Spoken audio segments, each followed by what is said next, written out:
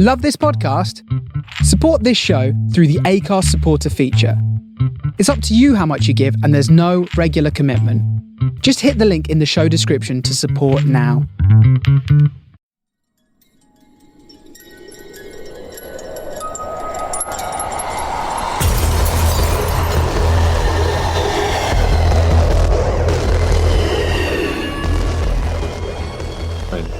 Just now. Does it feel right now? Okay. We're live. Here we are. Welcome to the Horror Hangout podcast, where three bitter film fans watch the best and worst horror movies of all time. My name is Luke Kondo with Kate, and joined by my regular co-hosts, Mr. Ben Errington. And Mr. Andy Conduit Turner. Hello, everybody. Hello, guys. Episode 200. Episode what? How many? You're joking. 200. Yeah. Sure. You guys made it. 5 years, is it? No. 4 years? Is it at least more than 2 years? It's more than 2 years. I don't know how many years it is. 4 years. I think we celebrated... Just under 4. Yeah. Not so long ago we celebrated 4. So it's over 4. Yeah. How exciting. My goodness. So a long old time anyway, but you made it. We made it. We're alive. Do we look any different, Luke, do you think? I'd like to point out that I'm wearing a shirt today. Oh, yeah. Is that for the occasion? I was just wearing a shirt, but yes. Wearing a Horror Hangout shirt. I'm repping the merch. Oh, yeah. A little bit outdated, the brand, but we'll let you off. Well, if only there were a way to get new, fresh items, Ben. Maybe you'll have something to tell me about that later on. Who knows? Well. Very interesting you should say that, but yeah, we'll save that for a little bit later. Has everybody got a celebratory drink? I suppose. I have got a cheeky little beer here, which will fade into existence through the green screen, and traditional. Got my big old glass here, a big giant invisible squash. There it is. Oh yeah, it really is invisible. Oh, Just got a cup of tea. Just got a cup of tea today. What about you, Ben? You're going to be so hydrated. I've got a cup of tea as well. It's quite a large cup of tea. Franken dog as well. Uncle Saurus. As soon as you point out you have a drink, you've got to have a sip. You've got to have a sip just to prove it's real. It's not just staged. Yeah. This is what the guys come here for. Real content. Real, true to life content. Exactly. Yeah. So how's it? We've obviously got new visuals as well. Very green, very pink. I don't know how you guys feel about that. Do you feel good in a little floating green box? Yeah, I mean, it's I don't think I felt more comfortable in a different coloured floating box. It's pretty much an open invitation for people to put us in various situations. Well, there you on go. roller coasters. The horror movie of choice, yeah. Or in horror movie of choice, yeah, that would be good, wouldn't it? Yeah. I'd be very Troy, impressed by that. I'm sure Troy will be listening to this. You should put us in your next video clip. Yeah, there's no difficulty about cutting us out at all. You could do it. Exactly. Yeah. There we go. So I guess this is obviously not a normal podcast episode. Obviously, we're not covering a film. Are we going to do normal stuff like horror news? I don't know. Is there any news? I mean, if you want, Ben, I saw there was some news today, which I know is right up your alley. It's right up me alley. It's right up the alley. Well, I've not got any horror news as such prepared, but literally a couple of hours ago, we had a teaser for a trailer, a teaser for a teaser trailer for Resident Evil. A countdown to a teaser of a trailer for new Resident Evil. Yeah, a countdown to a teaser for a trailer for the new Resident Evil, which, of course, it's coming out in November the 24th, so we've not really got that long until it comes out, so it's quite late for a trailer. Maybe they just wait until October to do it. But we get two very tiny little looks, one at like a Cerberus dog and one at what I think is Lisa Trevor. It got me very excited. My heart rate increased. I got the goose pimples. So, because I've been waiting for this, like an actual Resident Evil movie based on the actual games since before the original movie came out, the 2002 movie came out. So I'm hella excited. We I've never said that before.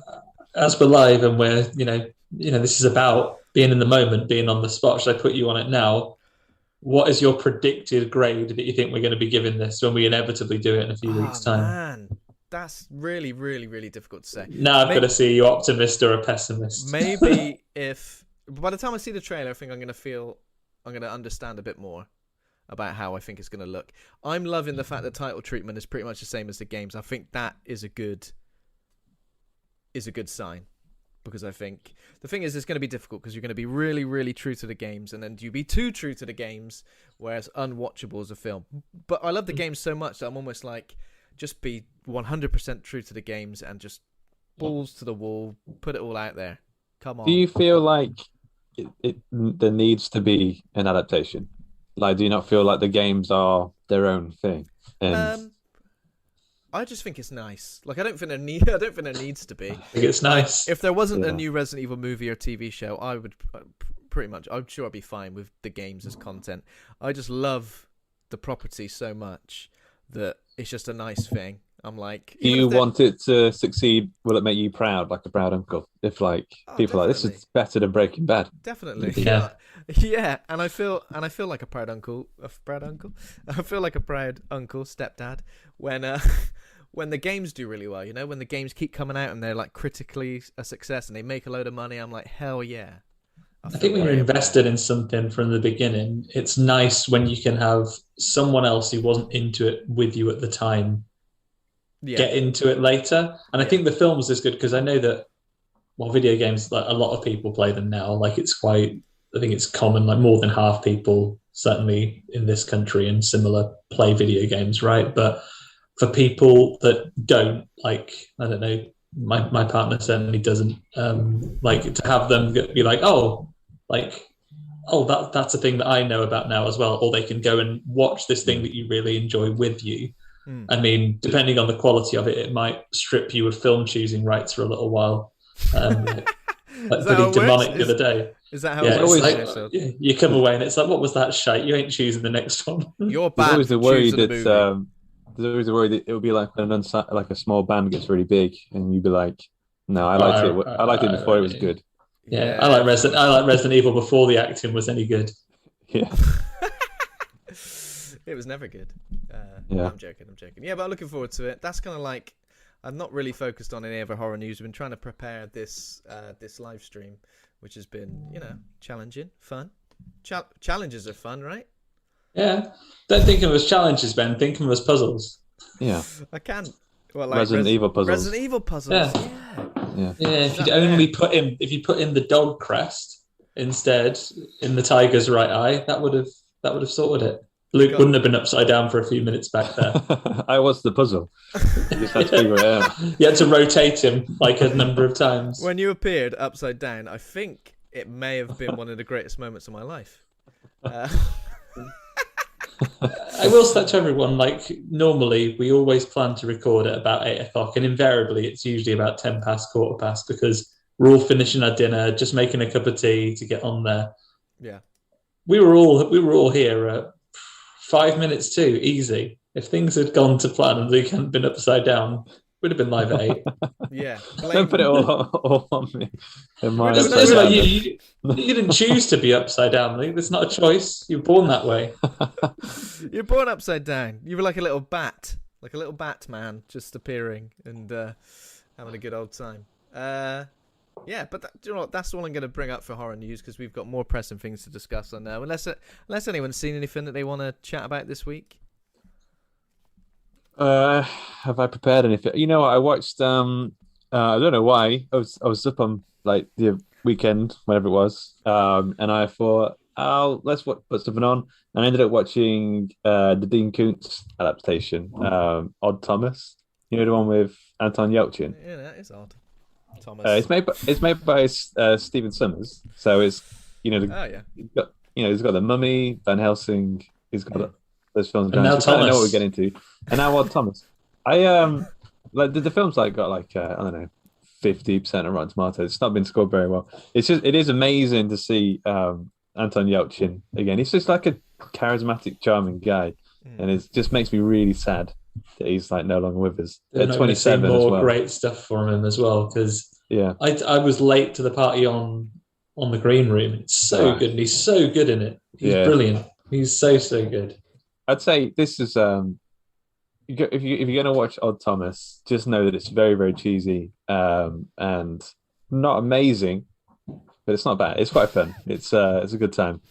Yeah. It's That's not about it. amazing, but it's odd.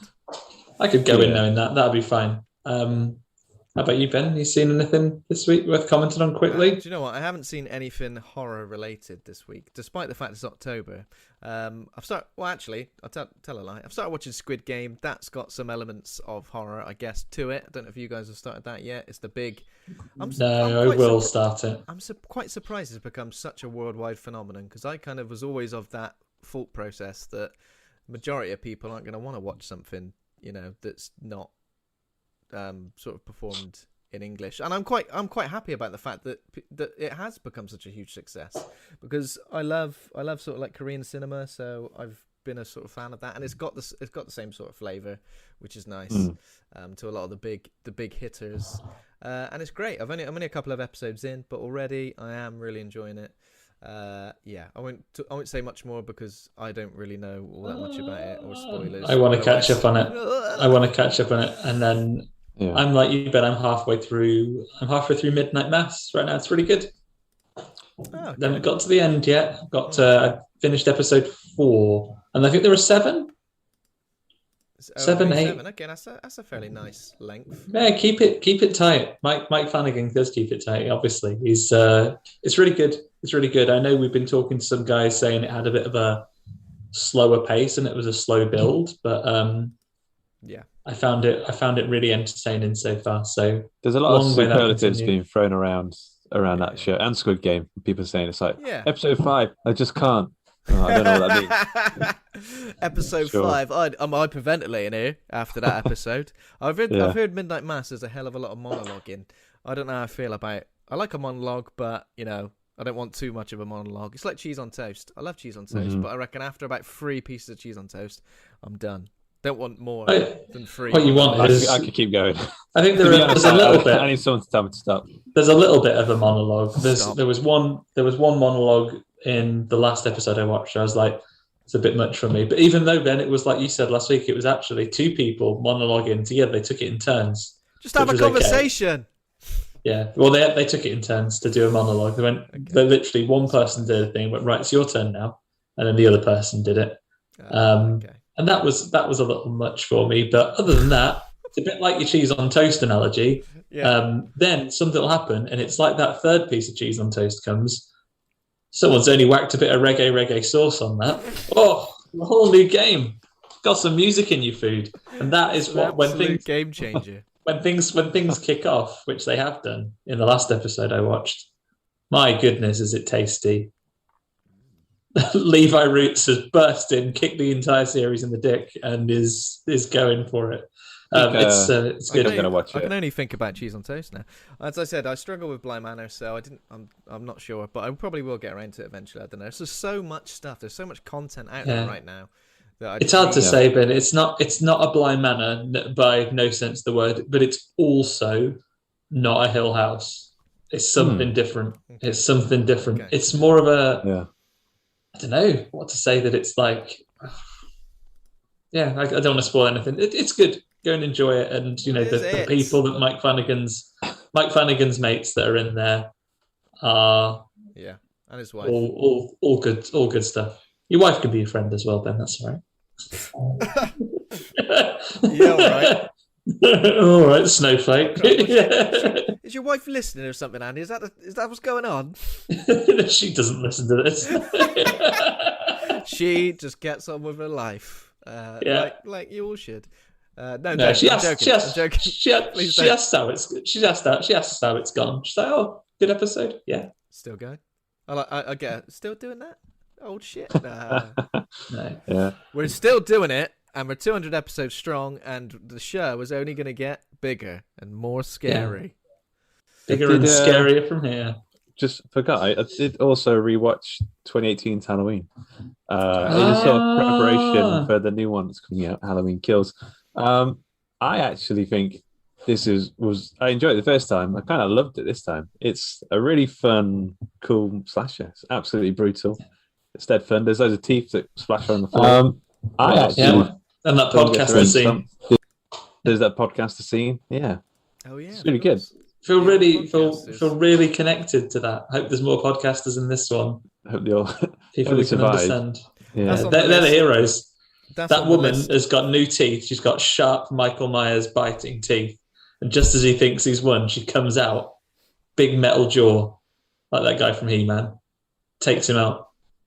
That's on the list to watch this month. I noticed a lot, pretty much all the Halloween films, like 1 to 5, are on Netflix now. They've all gone to Netflix, yeah. They've all gone to Netflix now. So, I've seen 1 to 3 like fairly recently. So 4 and 5 are due a watch. So I'll probably get around to that at some point in the lead up to the Halloween time. Ben Scaife in the chat says, "Hi guys, congrats on 200 episodes." Thank you very much, Ben. Couldn't have done it without Hey you. Ben. Thanks Ben. Cheers, Ben. I recommend people go check out Ben's YouTube channel. I can't remember what the actual thing. Reactions. So it's Needle Rats, isn't it? His username. That's the one. Yeah. Various reactions to horror properties, and up to date things. I think he did a Squid Game reaction recently.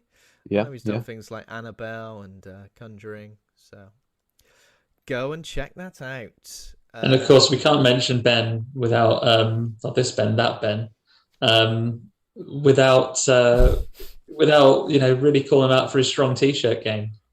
Oh yeah, the T-shirt game is beyond strong, and I've worn it once or twice while having a run, and I like to filter my sweat through it. I feel like that's showing my love for the T-shirt, 100%. So yeah, thank you. Very comfortable, very soft, lovely design. I'll always wear that T-shirt when I'm watching either of my two favourite 8 horror movies, Congo or indeed Dunstan Checks In. Yeah, and it can still apply to other hate horror movies. Other hate horror movies. Well. Monkey Shines. What's the one with the baboon? What is the one with the baboon? Like Shakaka or something. Shakra. Something else. Shakmo. A killer baboon roams like a hospital while some kids are playing Dungeons and Dragons or some sort of live action role playing game. What a great premise! That is cool. Did they fight him? Did they do Dungeons and Dragons moves? I don't think there's much fighting. I think the baboon just like leaps out of various cupboards screaming. Stranger Things. They put all their D20s on the floor and he slips over like Harry and Marv. Absolutely world class. So we have got like a schedule for the episode, of course, which is slightly different than usual. Starting with, look at that, we moved little boxes. We're still are the correct names underneath? I was worried about that then. Just to check, are we supposed to be recording the Zoom call as well? No. Okay, cool. Because we'll rip the audio off of whatever. Ben's got it under control. We've just turned up. I don't know if I have got it under control, guys. I thought I did, but it is like wrangling angry baboons. Angry chakras. It's like having 12 angry baboons in a room and trying to get them all to stand in a line nicely. Idiots. The blurst of times, you. So yeah, I guess the first thing is 200 episodes. Thanks to everybody for listening, because without you, we wouldn't have got to 200 episodes. We'd have got dead bored at about 28 and gone, let's just leave it at that. And not even finish an Empire's list. Because if no one's listening, then why do I even get out of bed in the morning? But actually, some of you do listen, so thank you. It's very nice of you. Thanks to you, Andy, for joining and getting involved as well. Because me and Luke could have got sick of each other's company at some point. Thanks. Can't stand them. Thanks for having me, guys. It's been looking in the mirror. It's been an exciting time. I still remember. I think it was a good friend of mine, Dan Butcher, had tweeted when you were starting the show, like episode 1. I'm pretty sure it was the day before you put it out, or the day you listened to your first episode. I went, "Too bad film, but the best horror films ever." And I listened to this, and I think I messaged you guys after I listened to the first couple. Said, "Hey, if you ever want anyone on when you get to the likes of the slashers," which was probably my go-to horror at the time, Happy to come and join you. I think I first joined like 20 odd episodes, like 21, 22 for It Follows. Yeah. Oh, yeah. And then it's the start of things. Like we work together on tons of stuff now. Exactly. Exactly. It's great. It's all about Horror Hangout, so thank you. Thanks for having us. It's been great to watch movies that like you wouldn't. You're welcome, by the way, Andy. Thanks for joining us. Always a pleasure. It's been great for like watching films that I probably would never have seen. It's been great for chatting to people about their favorite films as well. We've just been doing like a 31 days of horror hangout where we kind of post the best of the last year in terms of episodes. And you know, it's really nice to look back at who we've had on the show and who's been chatting to us about their favorites and maybe not so much favorites. But yeah, it's been great networking as well. You know, meeting people, following them on Twitter, they follow you back, talking horror. I mean, if this was a LinkedIn podcast, we'd be talking about how that's the main reason for having one. But genuinely, I've met people I consider very good friends these days from doing this podcast, 100%. and it's been really nice. We meet other people. You get to chat about a film. And to be honest, in today's modern world, where there's always something to do, it's good to have a reason why you have to make time to sit and watch a new movie or or revisit an old movie even. You know, you could argue there's probably a statement in there that you shouldn't have to have, you shouldn't base your leisure activities on what generates content, but I'll take any reason we can get, to be honest. Yeah, and sometimes it makes you watch films that you would never get around to, and you end up loving or enjoying or hating them. Yeah. But it's good to give the film an opportunity. 100%. We are going to talk about this when we get to like listeners' questions as well. Talk about some things that we've already touched on there. Actually, Luke, do you want to maybe just hit record just in case? Just in case. Like, I'm pretty sure you don't have to, but you put the seed in my head then. Sorry. You need to give me permission then. Just in case. I'll give you permission. As the host. Yeah.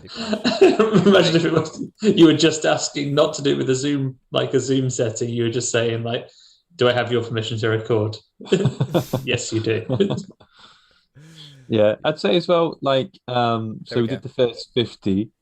That's recording in progress. We did the first 50, the 50 best horror movies of all time. And I always considered myself a horror movie fan, and I kind of felt like I knew a fair bit about the genre. But this felt like actually studying and kind of, not in a bad way, like learning the history of what films influenced other films. Like, you know, with like rock music, you know, that came from blues and that goes all the way through to heavy metal, and you kind of learn that history and that through path. Like horror movies are the same way. Like you learn about you learn about Cat People, and then you learn about the remake of Cat People, and then you go, nothing's going to top this. Let's just stop. Like horror has peaked. Yeah, so I feel like my understanding and appreciation of the genre has developed a lot over the past. I think you're right. I feel the same. I would have considered myself definitely a horror movie fan, but I don't know if I'd have ever said it was my favorite genre. I mean, it was definitely up there. I think I just like a lot of genres equally. But now, after doing these like horrors, kind of like far and beyond anything else, it tends to take up, you know, I reckon 75% of my watching films. You know, it's rare that like when another genre pops its way in, I'm a bit like, oh, this is a bit strange, watching something else, watching a crime thriller or something like that. Yeah. Are You Afraid of the Pasta on YouTube just says howdy, guys. So howdy. Hey. Thanks for joining us. So we're kind of just talking about general bits and bobs. So 200 episodes. Sorry, go on, Luke. Well, I was going to say people might listen to this if they're joining live and might think that this is what we do, but it's not really. It's like a 200 episode 200 celebration. So there's going to be lots of bigging ourselves up and patting ourselves on the back. Look, there's a big loving. Horror Hangout podcast where three horror fans say how pretty good they are about things and how much they know about horror in the post office to strangers and live to you here at home. Yeah. I'd say we're pretty modest as a trio, but this time we're just going to be big old egotistical maniacs for a couple of hours, however long this lasts. So what else have we got on the agenda? Also, 100,000 downloads we recently hit. Yes. Yes, which is a lovely milestone for us to hit. It's always been one of those things, download numbers, I've never really kept an eye on so much with this podcast, because I think, first and foremost, I do it because I enjoy it, so in terms of, it's nice to know the podcast is growing, and it's amazing to know that so many people are listening, and we've had so many downloads. So yeah, sort of taking stock and looking back at it is really, really nice. So 100,000. Well done, guys. Yeah. Thank you to all 100,000 of you, minus the few that were me, I guess. But yeah, everyone else, thank you very much. Well, yeah, if you've downloaded more than one episode, or downloaded the same episode, more than once, listen more than once, then there we go. How many people are there actually in that 100,000? Just 17. You don't think people are re-listening to episodes, do you? No. Just downloading them, keeping them on their desktop, just collating them like some sort of. Light them up for the future. Whack them in a time capsule, so generations in the future can get our takes when we're, historical speakers like philosophers.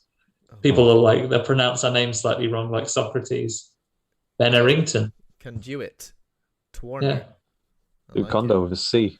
Luke Kondo with a bloody C. Luke Look. Luke over there. There he is. The lineup of episodes for October. This is the kind of a thing we do on social media, where we kind of post what the lineup is going to be for the month. We don't really talk about it on the podcast. Maybe we should do that. So yeah, for October, we've got tasty little lineup. We like to throw in a new release as well. But so love a new release. Yeah, love a new release. And obviously October is fantastic for new releases. We are going to start doing some bonus content as well. We will get onto that. But so for next week, we're going to be doing a sequel. Now, it's quite rare that we do sequels on this podcast, isn't it? At least direct sequels to like major horror movies. We tend to do the main installment, and then we might do a reboot or a reimagining further down the line. But aside from Aliens, I don't think we've practically done none, right? Just the ones that followed on from Alien, and they're so different in tone, and they're such a huge franchise that it's rare that we've done a direct sequel, and horror is famous for it. Exactly, and it's almost like there's obviously loads to talk about as well. Like, you could do an episode where you cover like all of the sequels, like all of the Halloween sequels, all of the Nightmare on Elm Street sequels. But I do think they do deserve some of them anyway. Do deserve a whole episode to discuss them. So we did episode 2 of Stranger Things. We did all the episodes. Oh yeah, of course. So that counts. So Ben Scaife on YouTube has just said, I remember when you guys would be like, might do this film next week, might not. That must have been kind of frustrating for the listener, but we were a bit, I don't know. I think they liked it. It was like a raffle. Okay. Yeah. Make sure they were going to get. Like a lovely raffle. We might do this. And sometimes like now, obviously, we do tend to do a podcast every week. Sometimes we just wouldn't turn up. Wouldn't we? We go. Well, sometimes we think we haven't watched anything, or I don't know what we talk about. Was there a period? I think it was just after you guys launched the first El Marbo comic. Weren't you both drowning in like comics to ship out? So just had like a couple of weeks off because you were literally just posting things, something along those lines, something hideous. It's like there's too much admin. Can't do a film. It's weird. I don't remember much of anything the last 4 years. I mean, we did that, and then it was random because you just mentioned Stranger Things. We did a series once, so like the scheduling and the kind of episodes we did were very all over the place because we did the 50 eclectic. Yeah, we did the top 50 list, but I don't think we've officially completed it until about episode 80 or something, wasn't it? Yeah, because you had a couple of asides, and when you just took a little break from the list, because didn't you have you had a couple of weeks where the movie was like off the cliffs of quality? It was a real old one. You needed a little rest and had to do something new for a bit. I needed to recharge. I had to lie down. Or a little guess. I had to lie down in a dark room for 3 days. 3 days. Just straight. watching new content, just bright, colourful new content. Brand new content straight into my eyes. When's it been published? 1 hour ago. Perfect. Get it in my eyeballs. Exactly that. And you got through it though, and then I guess that would have come a point where you thought, what happens next? And then I kind of like what we're doing now. We just mix it up. But I've distracted you, Ben. You're talking this week's agenda. we got to the end of the 50 and we just carried on going. I don't know if we ever decided. I don't think there's ever a point where we're like, are we gonna stop? It was like we were driving towards a cliff in a car and looking at each other like, are we? Well, like Thelma and gonna... Louise. Thelma and Louise. Yeah. It started Thelma and Louise, but then it became the end of Grease, where you just go off into the sky. Exactly, yeah. Together. And Luke was in a really tight, really skin tight leather two-piece. Yeah, and then we kind of did some themes like, we're going to watch video game adaptations for like 4 episodes, do some sequels. Yeah, I quite like it. And we've still got that freedom to a degree, you know. Things kind of pop up that we go, we haven't covered that on the podcast. Make a note of that. So it's great. It'll never end. We got a spreadsheet. We're hearing the requests and the suggestions and so on as well. So I think we're 4 episodes from completing horror. Right, yeah, we've done all of them pretty much. Pretty close, yeah. The platinum trophy is gonna ding in the corner of our lives, in the corner of your eye, in a bit. Completed horror. Ding! There we go. That's what you see before you die. Genre complete. But yeah, we've got our first sequel coming right up, and what a sequel! So next week, 13th of October, we're doing a Nightmare on Elm Street 2, Freddy's Revenge. Get some revenge, Freddy. Get some of that down, yeah. And then This is the problem. Revenge is as well as being a dish best served cold. Freddy, technically, it's a whole eye for an eye thing. So Freddy's having revenge because Nancy stopped him from getting revenge on the parents who burned him alive, getting revenge on him for being a rotten old child murderer. You can't pedo in the new one, but you can't point at anyone without pointing at yourself with the 3 fingers right back at you. Trisha said that. Yeah. Oh yeah. It's what a message to learn. But it's a big old. Freddie hasn't learned it. No. He's having a revenge. He's never going to learn. So yeah, who deserves revenge? Does anyone deserve revenge? Should they just go? Freddie. Listen, I think let's Freddie. Just leave it at that. Also, in the very final shot of A Nightmare on Elm Street, Freddy seems to get some sort of revenge, right? Yeah, he takes him to hell on a bus, right? No, he pulls the mom. He pulls the mom off in the window. Yeah, and she's like turned into like an inflatable dummy or something. Yeah, he turns it into a dummy. That's canon. It isn't a bad effect. He turns her into a dummy and pulls her through the window. Calls her a bitch. Just whispers it to her. We don't hear that. Bitch. Yeah. Freddie's big on calling people bitches. In many ways, though, Nightmare on Elm Street 2, and it'll have its own merits when we talk about it next week, but in many ways, it is an essential gateway so that in another 50 episodes or so, we can do Nightmare on Elm Street 3, Old Dream Warriors, get the Wizard Master himself. That'd be the dream. That's probably the best one, right? I think. Yeah, well, it's up there. Some people like the meta one. Well, New Nightmare. It'll be a while before we get there. Yeah, but I'm looking forward to this one. I want to say 6, 7. Oh, okay. 6 is Freddy's Dead. 7's New Nightmare. Freddy's Revenge again. Freddy's Second Revenge. Yeah. Freddy wants some more revenge. And then on the 20th of October, we're gonna do Halloween Kills, which obviously got delayed from last year. So classic sort of lineup in terms of horror royalty, going straight from Freddy Krueger to old Michael Myers. Yeah, to the biggies. Very excited for this. Tried to avoid. I know we've discussed trailers on the show, but tried to avoid the majority of the trailers ever since the first one. So yeah, pretty cool. Cool. Pretty cool. Looking forward to that. And then on the 27th, just before Halloween, we're doing Beetlejuice, which is a movie. I was surprised we hadn't covered this before. Yeah. So yeah. What an absolute delight. I've not seen it for a little while. Michael Keaton as a repugnant lech. Yeah. So I think I watched that. I think I watched it like last year around about the same time. So I'll go and have a nice little refresher. And the only other thing on the agenda is the fact that we're doing the 31 Days of Horror Hangout Challenge all over the socials. Keeping up with that as best we can. So basically, it's essentially a selection of the best episodes from the past 12 months with various guests and all the movies we've covered. We've thrown the new episodes in there as well for the dates that they drop. But yeah, pretty cool. We're getting some nice interaction on Twitter, people telling us. And it's just a way of urging people to go back and listen to previous episodes because, they've been pretty sexy. Very nice, juicy horror content out there. Got to get to those 200,000 downloads, and this is the way to do it.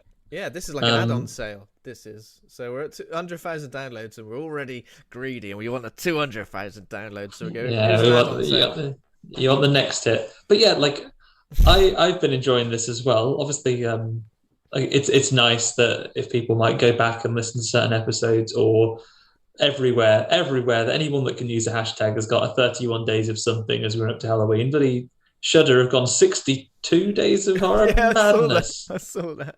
Madness. Greedy. Shudder, come on. But there's it's nice to do these challenges, and if it inspires someone to watch something they haven't watched before, if they've joined us late and they're not the kind of podcast listener that goes back and binges things from day one. I know a lot of people do, but it might just give you a little sampling of someone to come back. I think, Ben, you've made choices that showcase, and we've had some cool guests for the year, so it's nice to remember when they came to visit. I've been pleasantly reminded, just doing the tweets and stuff and discussing with people about it. It's been nice to hear other people's takes on the movies. And also it's nice to remember episodes that I've almost forgot we've done after the best part of the year. Happens. People under the stairs. I'd completely forgot. I wouldn't forget. I remember that we did an episode on it. If someone said, "Have you done an episode on People Under the Stairs?" I would have gone, "Yes, we did." But when I looked at the thing, I thought, "Oh, I hadn't thought about that film for a while," and that was a mad one. That was today's film, right? People Under the Stairs. It was today's film, yeah, exactly. The 6th of October movie. So pretty much almost every episode has got a different guest on it. So I think that just sort of showcases the variety you'll get from listening to this lovely. I sound like that guy, when you're at a checkout and they go, "Do you want some Kit Kats for £1?" Just do a sales. You could work at WH Smith. Do you want a massive dairy milk? Got dime pieces in it, £1. I don't think that guy works for the supermarket, Ben. You shouldn't buy his Kit Kats. Yeah. Hang on a minute. 2 of the fingers have been gnawed off. Well, sorry. That's me taking my commission. Yeah, so there we go. That is that. And then obviously, I'm just thinking, where are we? And I guess we've got a nice piece of information slash reveal. I guess it's a reveal. It's something that we've been discussing between ourselves, between the three of us for a while to do. But we're actually going to bloody go ahead and do it now, which is we're going to get ourselves on Patreon. Horror Hangout is going to have its own Patreon with exclusive content, bonus bits and bobbies. We're just going to expand the reach of the podcast as best we can, and obviously have hopefully some support, and that we'll put that towards various things in terms of the podcast, advertising, and maybe we're going to do more live streams, more bonus episodes. But yeah, it is live now. This is the first time we've mentioned it in public. So kind of like a soft, what do we call it? A soft launch? A little soft launch. And but you're being very modest, Ben. You said we've been talking about it and doing some work on getting it ready, but Luke and I have been talking about it and you've been doing all the work effectively to get it all ready. Well, with your help, of course, but it's just one of those things, isn't it? There's a lot to think about in terms of, obviously we've got loyal listeners that we want to make sure don't feel like they're being stiffed. So you nickel and dimed over this. I think we've been over it, yeah. Yeah, and I think it's safe to say that the podcast that you get now, all the content that you get today, none of that's going to be taken away and paywalled or anything like that. So if you're here to hear us chat about a new horror film every week, guess what? Continue to do that. Yeah. With our compliments. But I know there's more stuff that we would like to do, and I know there's more stuff that people have asked us to do. The real story is takes a bit of time to get all this stuff ready. So if there's some support coming in, it means we can invest the time, invest the money in some cases that it would cost to go and get these things to happen. And just helps keep the old lights on for us to do more content. Yeah, Keeps the you old also lights on. you get a couple of name games for free, but after that you've got to pay for your name games. Yeah. Yeah. Basically, in the episode, Luke just goes pixelated, and like that Black Mirror episode, can't access him. He's saying the name game. We're reacting to him because we can hear it, because we're the inner circle. We're on the Patreon. I'll get behind the paywall. Yeah. Amazing. Yeah, that'd be good. It'd be nice to get some people on there, do some little bonus episodes, some cool ideas for extra bits of pitching movie sequels or talking about things we don't normally get to talk about. So yeah, that'd be we kind of wanted a place to put all this extra content that wasn't just like overloading our socials. Of course, with Hawk and Cleaver, we put out a few podcasts anyway. So we didn't want to oversaturate everything in terms of that. So we thought a place for Horror Hangout exclusively would be a good idea. So we've done that. We might change this. I think we're just going to see what works, what sticks. But currently we've got 4 different supporter levels. Obviously, from as little as £1 a month or $1 a month, you can pledge. And is it pledge? Is that what we call it? You can. Yeah. Pledge, subscribe, whatever you prefer. Use doesn't sound right then. Use your verb of choice, sacrifice, whichever one you want to, whatever you want to call it. Sacrifice a tiny little lamb. So yeah, like for £1, it's just going to be like general support for the show. But there's going to be a patrons only feed, which is going to have like regular updates, behind the scenes stuff. Because we're going to be doing plenty of things every week, so we'll put some stuff up that's going to be the behind of that. Regular shout out as a thank you on the podcast, which we'll do at the end. Depends how many people we've got. Obviously, we might have to get Andy to say it really, really fast, and you have to slow it down to hear your name. Yeah, can manage that. You're good at that. The super supporter level, there's going to be like the ability to vote in patrons only polls, which are going to like decide what films we cover in future episodes. And access to the private Patreon community as well, which is going to have direct interaction with us if you want that, maybe not. And I think what we're going to try and do as well is commit to at least 1 to 2 bonus episodes a month. They're probably not going to be as long and as sort of in depth as the regular episodes that are going to be just on podcast feeds. But yeah, we're going to do various things: interviews, quizzes, reactions. So this week or next week, a reaction possibly to the Resident Evil trailer.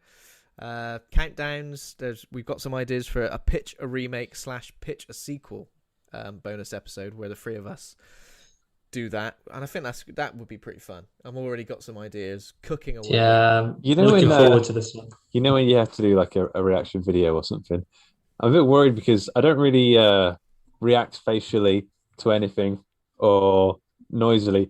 I think they might feel like the video's like broken or stuck or something. Yeah, is he all right? Is everything? Or do I have to force it out and sort of act? This is one of my greatest things that stresses me out. Like when it's your birthday or Christmas. This is exactly the feeling. Ruins the entire thing for me because people like great. Like, you don't really like your present. And I do like my present. I just don't express myself in that way. Well, tell your face. Tell your face. No, but now my face looks unhappy because I'm stressed that you don't think I'm happy enough. Yeah. You're Amanda Knoxing me. You're punishing me for the way I look instead of.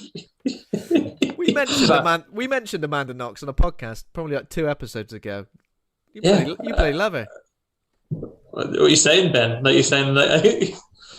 saying I don't look shocked enough at the fact she was accused of a crime. Oh, crime is it? Oh yeah. Crime is really effective for that. What we might do though, if we do a reaction video, if we do the 3 of us reacting to something, it's probably easier because we can bounce off each other, not physically. And if we just the 3 of us on screen at the same time as the trailer, and it doesn't have to be. We don't want to overthink it. People will hopefully enjoy us. Most of it's going to be us chatting about the reaction as well. Wow, that looks good. Wow, that looks. We should do like Gogglebox. We'll all be sat on a sofa in his pants. But all the popcorn. There'll be a dog in there, some Mr. Kipling cakes. We are still open for some advertising revenue, Mr. Kipling. It's true. And what else? So for also the elite supporters. So obviously we talk about bonus episodes for elite supporters. We're also going to be early access to chapters of the Horror Hangout book, which we are writing. We've got quite a lot of it done, but thought it'd be good to maybe share a couple of chapters a month. It's been so modest. You've got a lot of done, Ben. Yeah, Ben has got a lot of the work done. Luke and I have said, yeah, I really like that. We'll definitely put some notes in. But Ben is doing all of he's built the structure. He's really got the layout gone. Actually, Ben is dragging us, kicking and screaming towards giving some great new content. I'm so excited about it. Your names are going to be on the front of the book regardless, regardless of what happens. So if we don't do it, you'll put some hot takes in there for us. Oh, I did like this film because I'm a massive idiot.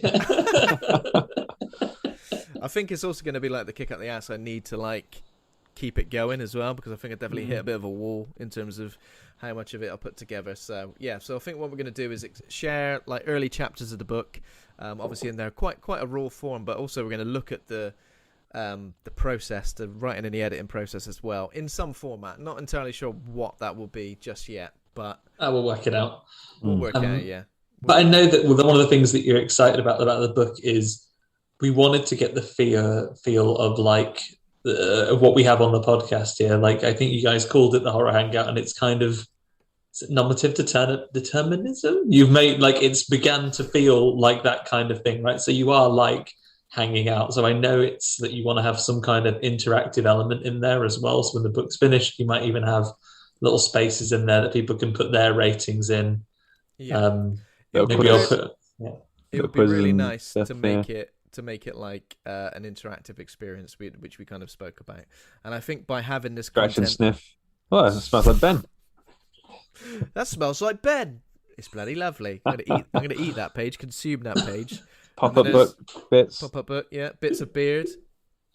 Augmented reality bits where you just see me and Ben and Andy sat hovering holograms above the book. That'd be good. Wow. And then you take off the augmented reality thing, and we don't go away. We don't go away. No. The gate goblin things. we scatter. Same size as well, yeah. If you slam one of us in the door, we'll reform into a massive one outside. Exactly. It's going to be a very interesting book, is what we say. It's going to be great, yeah. We're gonna be sharing that as the months go on as well. So there's going to be lots of juicy. I think one thing we've said, Horror Hangout is creating juicy horror content. I think that's it. Podcasts, yes, but also video content and books. We do have a ultimate supporter. I'll show you some. Okay, so plays level. Who is it then? It's me. I'll show you some images in a second. But basically, what we've got is so there's going to be a quarterly Zoom hangout for all of the ultimate supporters and us. Whether it's just going to be a chat, or whether we're going to make an actual show of it, who knows? But we'll do that. But also, there's going to be a quarterly care package, including 4 pieces of exclusive Horror Hangout merchandise. So I'll show you a nice little image of this stuff as well. So yeah, basically the website as well is patreon.com/horror hangout. We'll be posting this on socials with all the links to all the relevant stuff as well. We've just got a brief sort of description of everything that's going to be included, including these exclusive book chapters. That's just a possible cover at the moment. But here we go. Is the exclusive merch pieces via Patreon. So if you become an ultimate supporter, it's going to try and zoom in here a second. Wait there. Is this going to work? There we go. Oh, faces. So yeah, exclusive Horror Hangout merchandise. So basically, every quarter there'll be a different piece sent out. Is that right? Did I get that right? Sounds right. I think so. Yeah, sounds right. Yeah, sounds right. So there's a T-shirt, there's a mug, there's a print, there's a sticker. Again, we'll see how these things. Who knows? By the time we get to if that's only the first 4 quarters, what are we going to be doing in year 2? Mouse pad. Exactly. Just lots of different mouse pads. Yeah, There's a different mouse pad every quarter. Like a brick, that's got Horror Hangout carved into it. Who knows?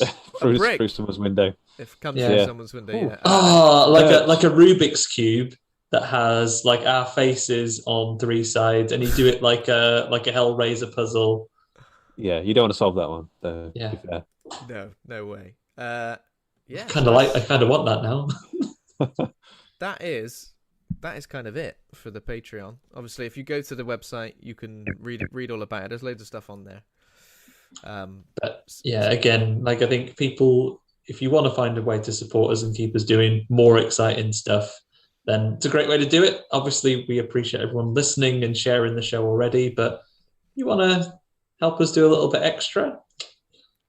Yeah, of course. That's the way to go. That's what the goal is, and I think right at the bottom here it asks you sort of why Patreon, but it's just so we can have all of the creative endeavors that go alongside the podcast in one place. For because if you're a fan of Horror Hangout, you might not be so much of a fan of what other stuff Hawk and Cleaver are doing. I mean, I don't know why, but do great stuff. But you might not be. You might just have a slight interest in horror podcasts. So it's just a good place to have everything in one sort of spot. And with the support, we'll continue to produce content. Like hopefully the quality of that content will go up, and we'll put funds towards things like marketing, promotional materials, social media, advertising, all that stuff, so that we eventually, when you can go outside properly and no one's worried about a deadly virus and stuff as well. And we spoke about it, like it would be very useful if we do start doing things like attending some festivals and so on. Yeah, pays for those train tickets. Have you taken a train recently? Expensive. Yeah, basically that's what you want to do. You want to pay for Andy's first class train ticket. I wouldn't travel first class. Come on, I'm one of the people. I'm not sure. Sometimes it's cheaper if you book it in advance. Yeah. I'm driving the train. No, but it's drive me out the wall, mate. it's a good way to keep us to be able to do more different content. Actually, go to these events. Yes, who knows? See us out there on the red carpet talking to all your favourites. Yeah. Exactly. So that's that. So patreon.com/horror hangout. We'll share this probably over the next couple of days. Yeah. So obviously, thanks in advance if anyone wants to join us on there. And that's that. No pressure, but no pressure. But Andy, you wouldn't like to see Andy when he's angry. You can't see him at all in this background. He's green, so green. I agree with Andy. That's the secret, Ben. I'm not always angry. It's fine. Pretty chill. So, pretty chill. That's what someone who's got an anger issue would say. I'm pretty chill, pretty chill. Don't correct me, Ben. Bollocks. So, we've obviously been receiving some things from listeners as well, haven't we? We have. Actually, Ben, are you talking questions or are you talking the messages that we've got? Which way are we going on your agenda? So on the agenda, we've got messages first before we delve into questions. Ben, shall I play this for you? How are we going to do this? Did you want to play all in one go, or did you want to just play one by one? I'll give you a little setup, and then I'll just maybe I'll pause and we'll unpick a few of those, and I'll get your reaction to them because you guys haven't heard this yet, right? No.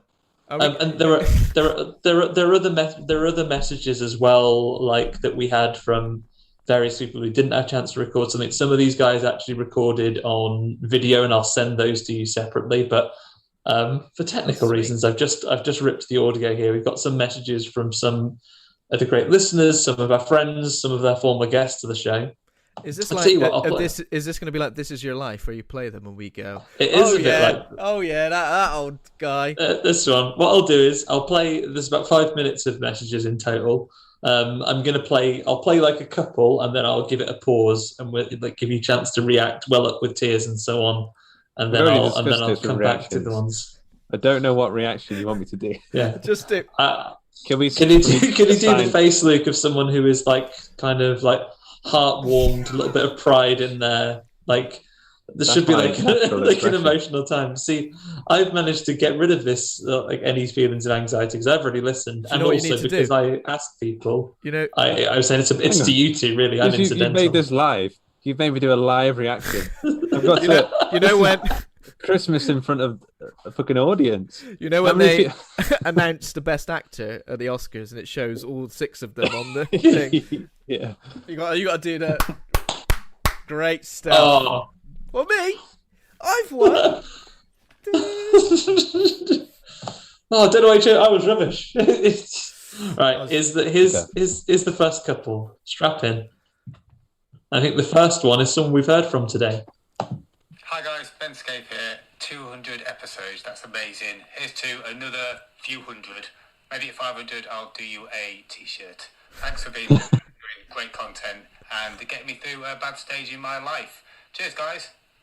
Hello, it's Alice Taylor-Matthews here. Not with Belial, my baby, unfortunately. He's at nursery. He sends his apologies. Just want to say congratulations on 200 shows, guys. That's amazing. Keep doing what you're doing. I'll pause there before we go into it. So obviously, Ben, another Ben, and friend of the show, former guest.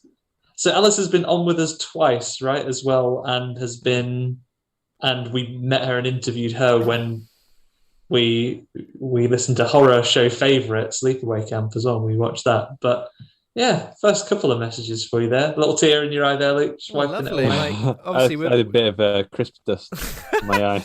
Obviously, with Ben mentioning getting him through a difficult, or helping to get him through a difficult period in his life, that's obviously really great to know, because I've been there and I completely understand that sometimes, it's those pieces of, it's like listening to podcasts, watching various things on YouTube and stuff. The things you don't really kind of like realize are making the difference are the things that are making a difference. So to know that we're part of that really does mean a lot. So thanks, Ben. Also, Ben needs to come on the show at some point. Yeah, definitely. I feel like I don't know why he hasn't already. Yeah, let's get him on. Should we get him on for Shackma or Dunstan? Can we do an episode of Dunstan Checks In? No. Ben, I tell you what, you've done some lovely things for us, and you've been a great supporter of the show. So you choose which ape horror movie you'd like to watch. It has to be an ape horror movie. I do have to stress that. Those parameters, yeah. King Kong. Yeah. Thanks very much. And obviously, always a pleasure having Alice on, with or without Belial. Love that kid. Right, I'll throw out another one or two for you. Here we go.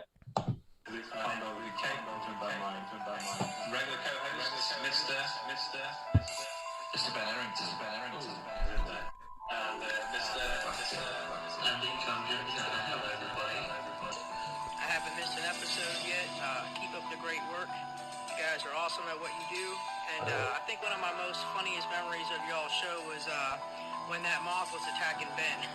That was hilarious. Anyway, guys, keep up the great work. Congratulations, and keep on cracking. Hey, it's Is that Troy? Yeah. Thank you for having me as a guest on the show this year. I had such a good time, and who'd have thought it? 200 episodes. I've enjoyed every single one, and I can't wait for hundreds more. So yeah, congratulations, my dudes. You're smashing it. So that first one, you nailed it, Luke. Is our old friend Troy there? Those of you in the Facebook group, you'll see he is one of our more creative listeners. He's always creating like video and audio content as well. His did come with a video element as well. I'll send it over to you guys so you can access it, or I'm sure he'll be able to send it over or post it in the group even. Thanks for listening, Troy. And Troy's one of those guys. I think we hear from him after most episodes. I know that he listens in. I know that I think one of the things that I've spoken to Troy on a number of occasions, he enjoys, again, the kind of, some people would want a more focused show where, we're really to the point, we do some real critical analysis, likes us chatting on, which is good. And the thing I like about the show is that we have fun doing it as well, right? None of us are professional. My favorite moments of this show was when we have we talk about something random, and I don't know, we just get some nonsense that has nothing to do with. I mean, no. My favorite part of the show was Ben doing "Hey, you're looking for Candyman" in the Pee Wee Herman voice. Oh yeah. Honestly, there are plenty of moments every episode which get me belly laughing. So just it's good. I think it was Ross Kemp last time. I think Ross Kemp last time, yeah. Ross Kemp last time. Chris Rock being compared to Zippy from from Rainbow when he's solving a murder. I love it when we get onto a tangent. Although I do feel it affects me though. I don't think I say Candyman properly anymore. I think now that's true. through pronouncing things slightly wrong and putting the intonation on words to be a dickhead on the show, I now find that I do say Candyman, Snowman on purpose, not on purpose. Naturally, go to the cinema. One for Candyman, please. It's great. I mean, it's great to hear from Troy. I love, he gets in contact a lot, shares a lot of the stuff that he's been creating as well, which is amazing. I love to hear from him and love to see the stuff he's creating, and it's good to know that he's so deeply affected by the show. Me getting attacked by a moth. I can't remember when that was, but I mean, you're lucky he didn't remember that he drowned an earwig that time. Maybe that moth was after revenge. Oh yeah. That was a long time. Forgot about the earwig. That was a long time ago. And obviously, your coffee, great and then Stu as well. Yeah, I think we should definitely get him on the show as well. His YouTube channel's taking off. He's been doing a lot of countdown videos recently and top tens. So yeah, StooTube. Check him out on YouTube as well. STOOTOOB. Yeah. Oh, and while we're there, I guess since we mentioned some of the other things that people are working on, we'll take a quick flip back. Alice is obviously very heavily involved with comedy in Bristol. I know she works a lot of the improv theatre. I think they have a D&D comedy improvisation show, and obviously we know her most famously for her work with the Bristol Bad Film Club, which are back doing live events again now. Had I not moved hundreds of miles away, I would be at every single one of them. They're always so much fun, and they always raise some good money for either theatre or for charity causes as well. So really, really great stuff. I need to get back to them. The Bristol Bad Film Club nights, they're always good fun. Oh, Ben has also commented on the YouTube chat. He says, "Shit the bed, haha, thanks guys." Guessing from when we called him out, yeah, and he's probably concentrating now on IMDb 8 horror movies. But I will give you the next couple. Okay. Hey gang, it's Georgie, and I want to say a huge, massive congratulations on 200 episodes of Horror Hangout. I cannot thank you enough for giving me a platform to talk about how Jennifer's Body is the greatest film ever, as well as all the other films we've spoken about. And I gotta say, the episode we recorded for the Valks podcast on The Thing is one of my favourites. You guys love what you do so much, and you're always a joy to listen to. So here's to 200 more episodes of Horror Hangout. Love you, bye. Take number 450. Hey guys, my name is Steven. I don't know why I sounded like an old-timey radio host right there. I just wanted to call and say congratulations on 200 episodes of the podcast. I love the podcast.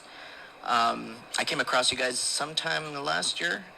So I listened to your guys' Exorcist episode, and I loved it. I was like, this has everything I want. You guys are breaking down the movie. You would have little, I guess, listening to you guys, I feel like I'm literally hanging out. It is in the name, horror hangout, because I feel like we're all in the backyard just drinking booze and just talking shit about a movie. Not talking shit in a bad way, but just shooting the shit, I guess they say. Somebody says that. So, after listening to your guys' opinions on some of the movies, or when you guys would break it down, I would go back and watch all these movies and just sort of opened up, like, my horizons. Is that the right word? I'm glad I found you guys. Just because, it's nice to know that there are horror movie junkies out there like me. And, when it first started out with the two of you guys, with Luke and Ben, then you would have guests, and then Andy, it's sort of just completed that trifecta. So I, hope you guys keep going for as long as they continue to make horror movies. So there's another couple. Georgie up first. Heather didn't have a chance to record anything, but obviously we kind of lump. We know Georgie and Heather together from the work they were doing on the Valkyries at the time. Great guests, both of them. I think I've been on at the same time as Heather. I've not been on at the same time as Georgie, though.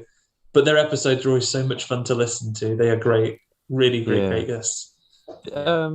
And we did the episode on the thing on their podcast. What Yeah. was the was it just Heather's done the quiz then? Has Georgie not done the quiz? No, I think the time that you did the quiz together, I think Georgie had like a clash that day, so Heather just came and it was a triple threat that day. It was a triple threat rather than a team. Yeah, that was lovely. We Great should- person, Georgie. Always have fun when she comes on the show. So Yeah. really do appreciate it. Yeah, both of those guys are great. And then Stephen, we Stephen, haven't heard yeah. from before. He is one of our listeners on the Facebook group. He was very happy to send a message over. I know he posts on the group sometimes.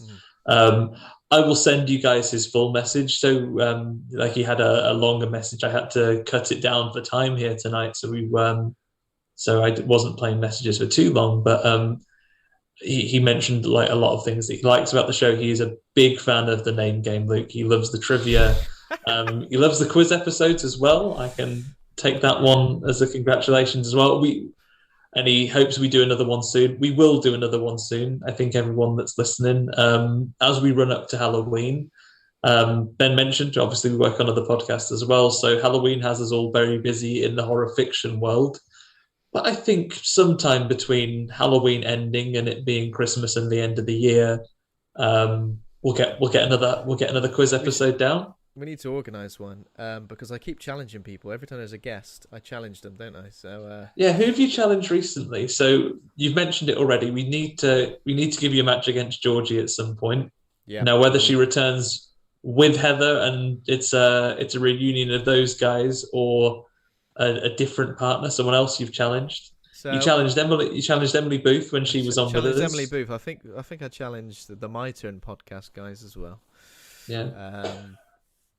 Probably everyone who's got within. I think we haven't done a quiz against the Trash Tapes guys ever, have we? Yes. Yeah, we did. Yeah. We did. You should remember that, Ben. It was Oh, Ben. It was your of great. It was your victory. Of? Victory. I don't remember the victories. You see, I just remember the crushing defeats, which was just once. I bet you don't remember that time you got super drunk on wine. That was so good. I definitely don't, and it is on YouTube. But I will never, ever, ever return.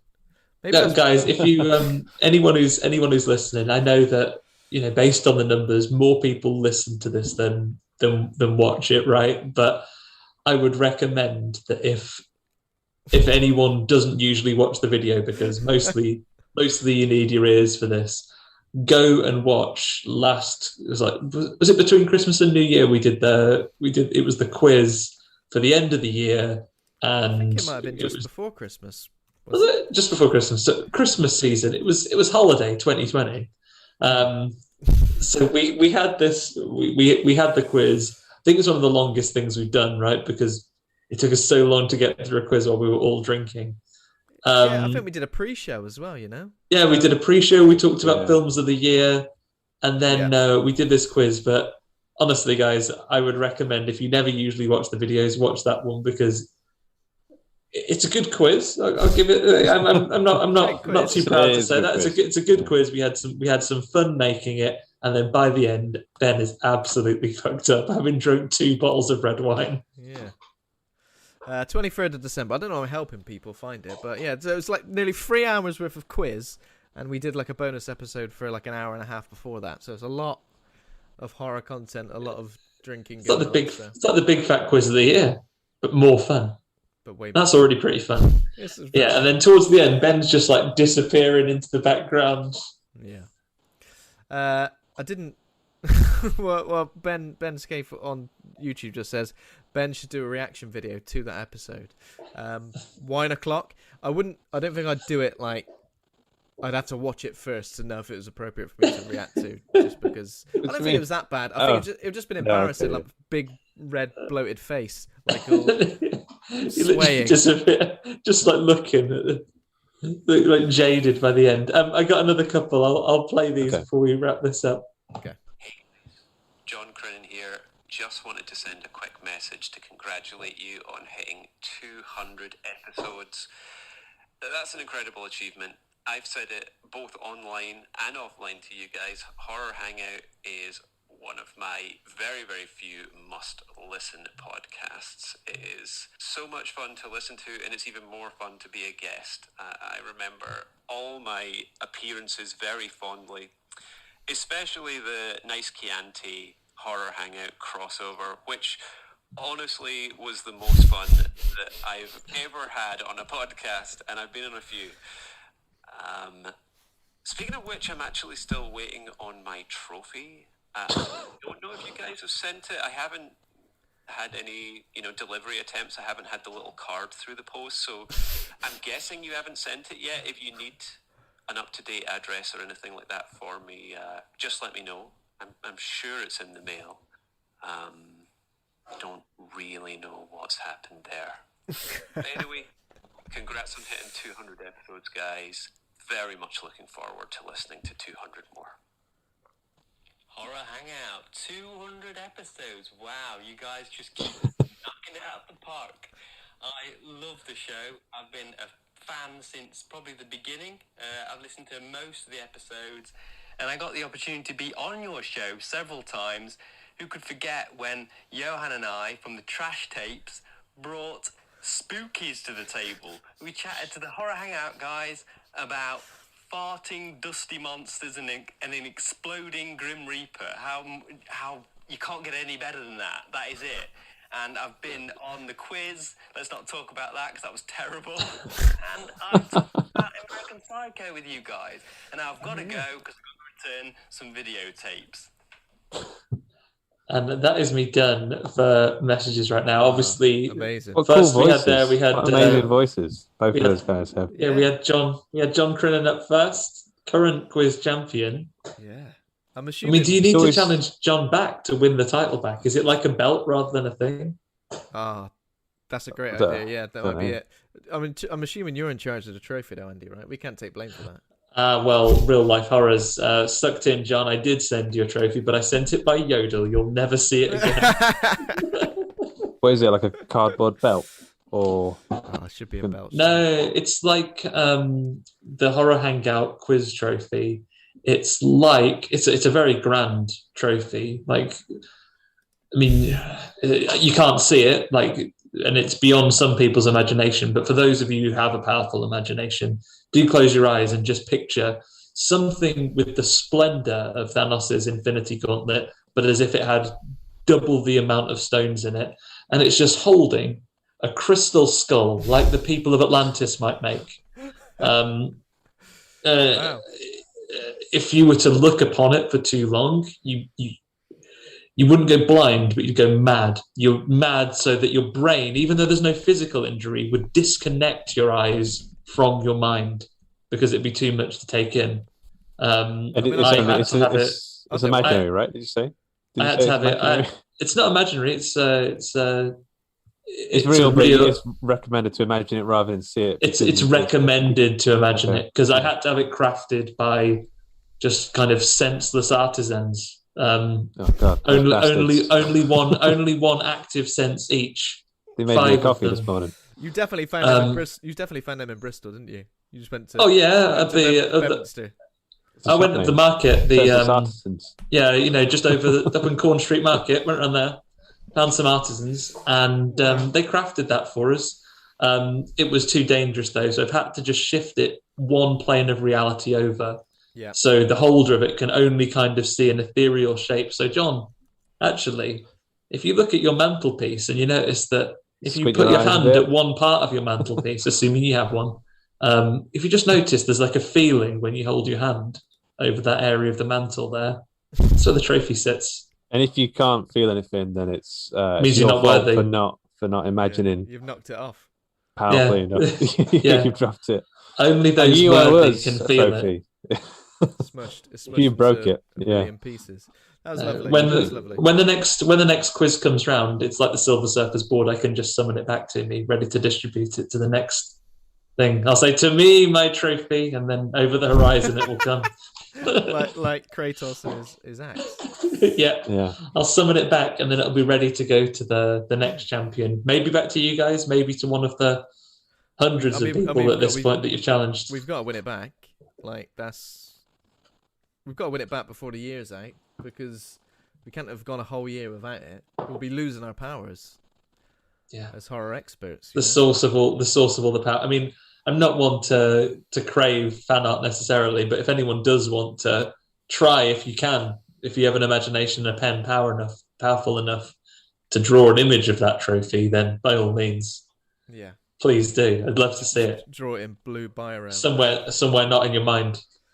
But thanks very much, John. Thanks very much, Ed. Obviously, always a pleasure when you guys. Of course, yeah. That last message from Ed as well. Like, I don't think he mentions his name in the recording there. So yeah, good old Ed and Johan as well. Great guests, and I love their podcast as well. The Trash Tapes is always a good laugh. Always a good time. And on Enigmatic, the Enigmatic Play channel, but also the main Enigmatic channel as well. They're putting out loads Twitch of channel Halloween as well. content. Twitch as well, yeah, almost every week.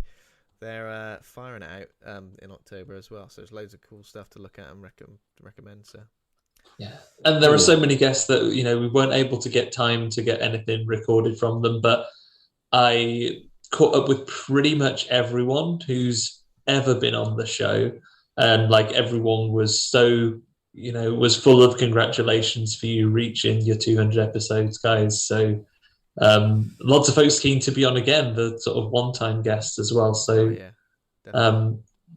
there's loads more to come as well, right? I know there's loads of people that we've met in various circumstances or have been fans of their work that we'd like to have on sometime. So loads more to come. But yeah, thanks to everybody for those lovely messages. Obviously, it means a lot for you to not just be listening, but to take the time to send us a message as well. So that's lovely.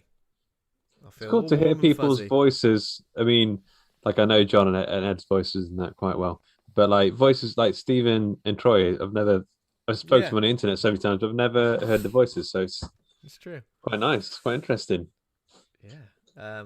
Really, really cool. I guess now we've got questions from listeners as well.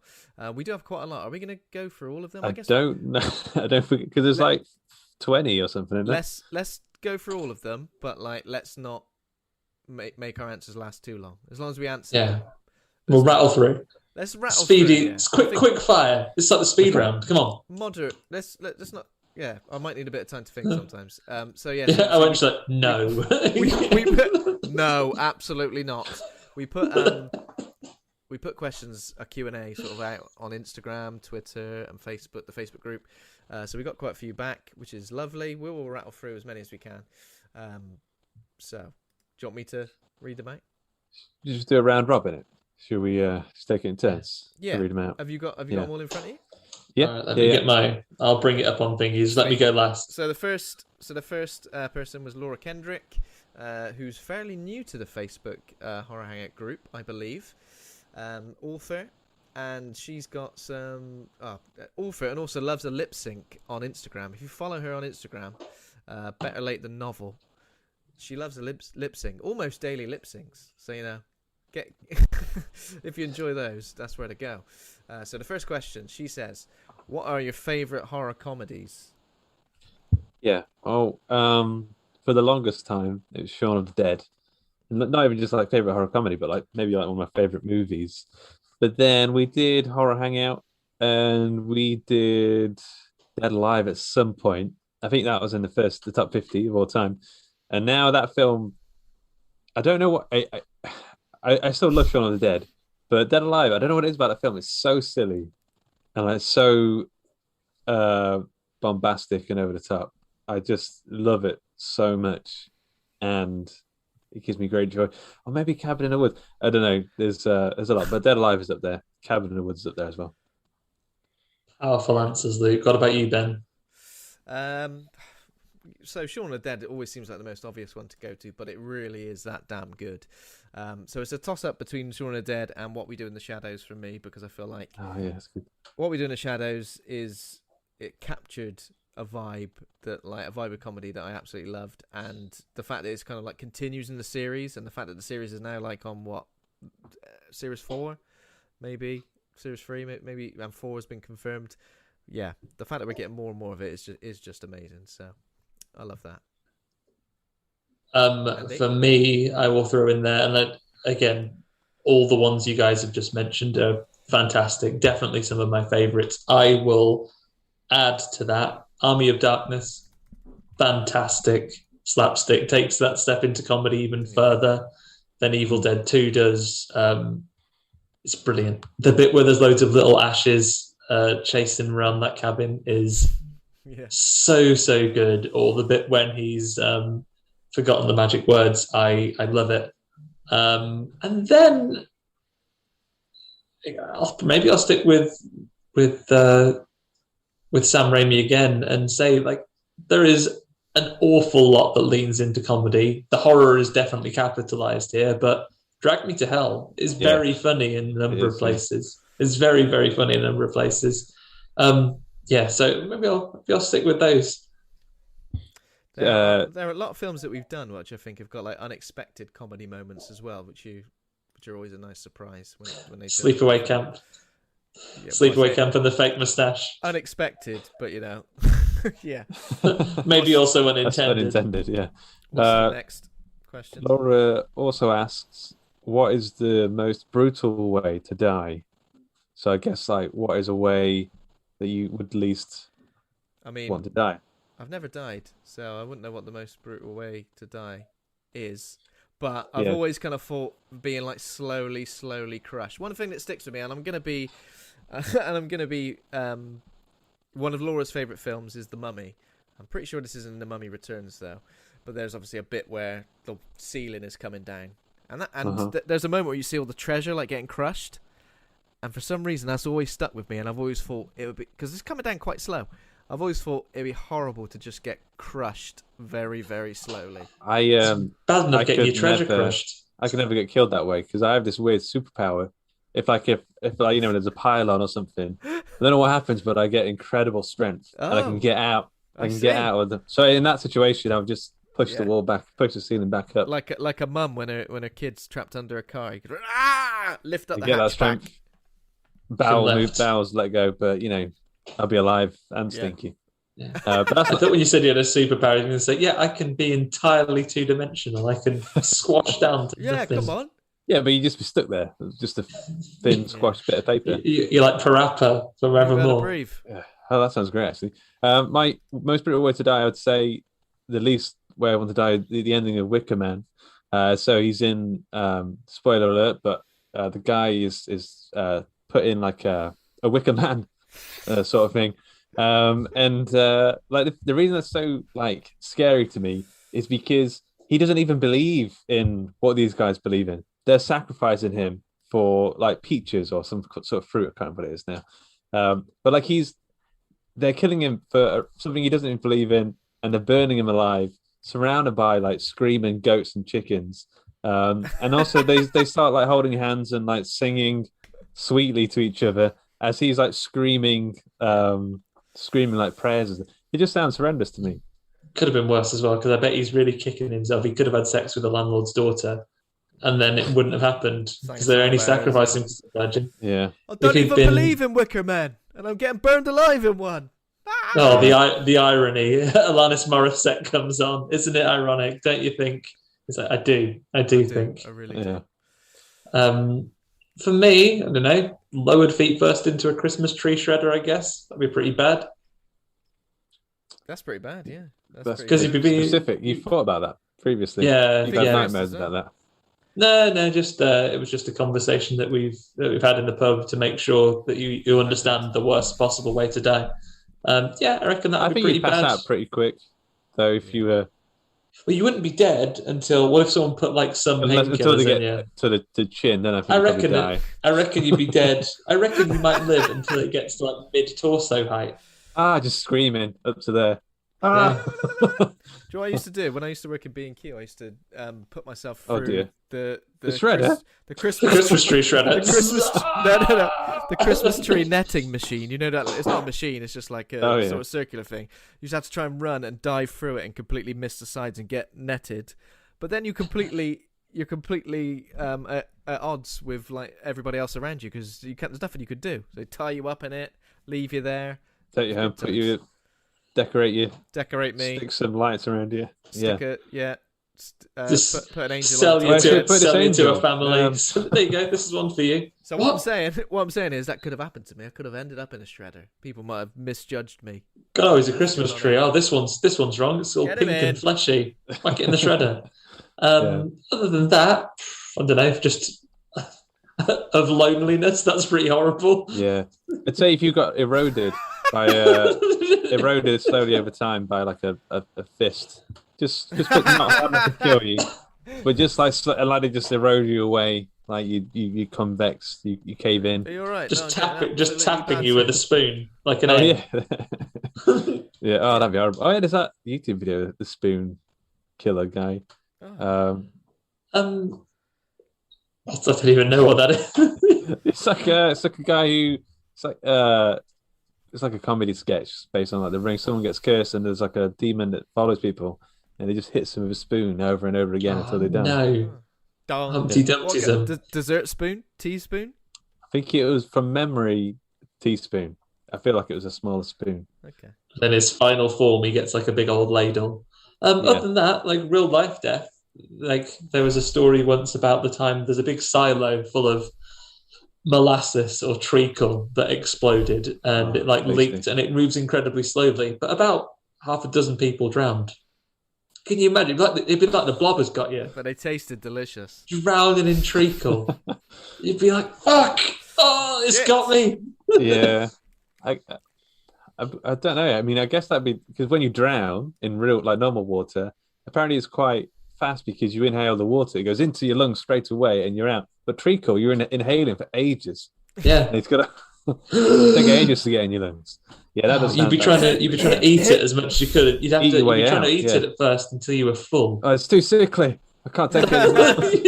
Oh, you're gonna die. Oh no, I can't. I gotta have a lay down. It's too rich. Give him some milk, please. So you've got to try and, like, if you're drowning in treacle, your best hope is to try and eat yourself into a diabetic coma before you drown. Yeah. So yeah, those are the worst for me. Nice. Okay. What else does Laura say? Andy, do you want to read this bad boy out? Right, Laura says, what Stephen King book scared you the most? Well, scared or scarred? Is that any different? Well, still say scarred, but yeah, I'd take either. I read it as scared. I was going to say, I don't think I've ever been that scared by a Stephen King book. You cut my finger on a copy of it. Fucking hell. But Gerald's Game definitely had the scene that I found the most difficult to read. Like, I remember reading the handcuff scene, and I was reading it on a bus, and I had to keep like stopping every other sentence because it was making me feel that ill, in a good way, like a fun kind of ill. Yeah. It's compelling stuff, isn't it? It's hard to, like, you don't want to see it, but also you don't want to look away. For me, I've not read some of his longer things. Because there's a lot of old pages, and I'm a terrible reader because I mostly read at bedtime, and then it makes me dead sleepy, dead tired. So unless I'm on holiday, I don't get to read as much as I'd like. But I have read some of his short story collections as well. I've read there's one story in Everything's Eventual, and I don't relate to the guy in the other ways. I don't play golf on the golf course, but there is a guy who is assumed dead but is just paralyzed from like a spider bite, and he's in the morgue, the autopsy room, and they're about to basically cut his chest open and examine him. They will of course found him not to be dead, and it's incredibly tense, and it's something that I dwelled on at the time as I was reading. Oh, imagine that, stuck in the thing and being autopsied because you're just paralyzed for a bit. That's pretty awful. So yeah, that's that. And I guess I was also a little bit scared/scarred by the adaptation of the Tommyknockers, because it's got them horrible dollies in it that get the policewoman. They're no good. Bloody dollies. I don't know if scared. There was a moment in The Shining which I think the way it described the woman in 237, and I remember there was like the description when she like put her horrible undead bloated foot on like a bath mat, And the way Stephen King sort of described that really made me like, like that. And that hotel's only got one That sounds caretaker. nice. They ain't washing them as often as they should. Yeah. We hotel inspector around. Ugh. Very squishy. But also, I remember when I first started reading The Dark Tower, I bought the first 3 books because obviously I didn't know if I was going to love it or not. I guess 3 books in. So I'll just buy 3. I'll just buy 3. Could have just bought 1, but no, it was evil. And at the end of book 3, The Wastelands, when like everybody's on the train called Blaine, who's gone insane. It ends on a cliffhanger. Blame the train. It ends on blame the train. It ends on a cliffhanger, and I remember being like, "Oh my god, what's going to happen?" Like they're in some sort of riddle battle, aren't they? They're trying to work out some riddles with Blaine. Yeah. And it ends on a cliffhanger, and I remember being like, "Oh no! Oh my god! I got to get the next one." And I think it was like early days of ordering from Amazon or somewhere like that, and I ordered it, and I remember just like waiting for ages, just thinking, I just want to read the first few pages to work out what happens next. That's all I need. So maybe not scarred or scared, but definitely stressed. Yeah, stressed by that one. I've not engaged with the Dark Tower, and I keep going back to it. I've just bought the first one, and I want to read it. That's the easiest to read. That's like the smallest one, right? Yeah. It's digital. I got a digital copy, so I can't tell. Gunslinger's teeny tiny, yeah. Kindle's the same size. Right. We better fly through some of these now. Right, let's do this next one. Okay. You got it, Ben? So favorite episode of Laura again. Favorite episode of Inside Number 9, if you've seen it, and favorite Black Mirror episode. 12 Days of Christine, which is just an amazing episode, like a really emotional episode, and Playtest, which is like the scary horror. Which has like 5 horror endings. All great. Really good. Andy? I've not seen Inside Number 9. It's still on my everlasting list of things to watch. As for Black Mirror, do I have a different answer to Luke? Maybe I don't. Maybe it's the same one. I feel like that's the one for more standard horror movie fans. Playtest kind of ticks all the boxes for us. Yeah. My favourite... So I've not seen Inside Number 9 either. Silly me, I know. It's definitely something I need to get around to. My favourite episode is White Christmas, because there are genuinely some moments that like I can't even comprehend. Like that's how horrific they are. You know the moment, try not to spoil it, but you know the moment where there's obviously the little AI, which is a version of you, and he makes it wait in that room for months and months and months as a punishment. Yeah. Like that is horrific. Like I can't even comprehend that. That is just a baffling scenario, and it hurts me. And also the end of White Christmas, when there's a reveal of sorts, probably hit me as hard as any reveal in any movie or TV show ever, where I was just like, oh my god, I cannot believe it. So White Christmas. Cool. Next question from Laura again is favorite old school monster.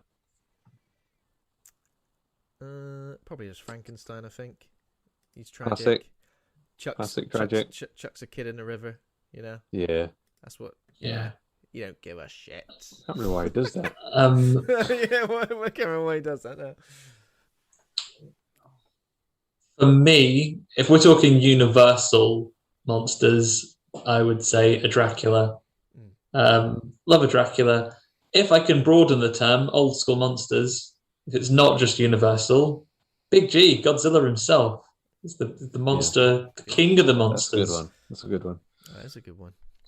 I'm just going to go with Nosferatu, just because he looks like he's constantly surprised, and he's put his foot in the bath was way hotter than he thought he was going to be. Oh. See the price of a train. That's what he's done. And I feel like I could cosplay him, so let's see it, please, Luke. Come on. That was a swift answer. Do you want me to go through and start? So Ben Scape is on. How did you all end up doing this? Ben sends us an invite to the Zoom call, and then we all just turn up, I suppose. Turn up. Sometimes we watch the movie. Yeah. The origins of this are weird because obviously we were already doing a fiction podcast, and I think we just thought, wouldn't it be nice to do another podcast? Me and Luke both like horror. Sorry, you go on. Me and Luke both like horror. Let's talk about horror movies. The top 50? Oh, yeah, that'd be great. We can watch all 50 and talk about them. Brilliant. It was as easy as that, honestly. And then I guess we kind of like found our footing in terms of like everything else. We already had a bit of knowledge, obviously, about podcasts and publishing them and building an audience. So we just used that expertise, I guess, and there we go. And then Andy got yanked into it. Yeah, later. turned up for one. I had a lot of fun times doing it. Hopefully, he didn't get off that call and get fucking hell. That's the last we've seen of this guy. Because if that was what he said, then Just a year later. sucks to New be him. co-host. He treated the podcast like an after-work drink. He went, I'm just going to turn up for one. I'm just going to have one. Just one little delicious, cold, crisp pint of San Miguel. And then he loved it so much. He's like, get me another! Yeah, before you know it, you've got a real podcasting problem. We talked about this at the top. I kind of turned up and joined in with your guys' chat. Enjoyed having it. And hopefully you guys enjoyed having me around and the listeners enjoyed it. And now here all the bloody time. Yeah. Here all the time. There we go. Were you going to say something, Luke, about it as well? Can't remember. Can't remember now. I think I was going to say the same thing. We had the top 50 list. And we just did that. Who's goes it next? I think it's you again, Luke. Okay. So another one from Ben Scaife. If you had to be a victim in a horror film, what film would it be? Basically, who would you like to kill you? Oh, I misread this when I said it previously. Who would you like to kill you? I don't think you want anyone to kill you, really, but I guess Natasha Henstridge in Species, because, you know... You just get a spike in the head after you've been sexed up. But you get sexed up as well, don't you? I know that sounds like a real cliche answer, but to be fair, like, there's no good way to die. So at least die in your post-orgasm state of, like, where life is all right, you know. And then the first few minutes, life's all right, isn't it? In those first few minutes, But then there's a few seconds where things go, oh, I'm not sure if this is all right. Whereas I'm trying to think, is there like a film where as soon as it gets instantly popped, like just popped, like a balloon? Okay. Yeah, that's what I'd be up for that.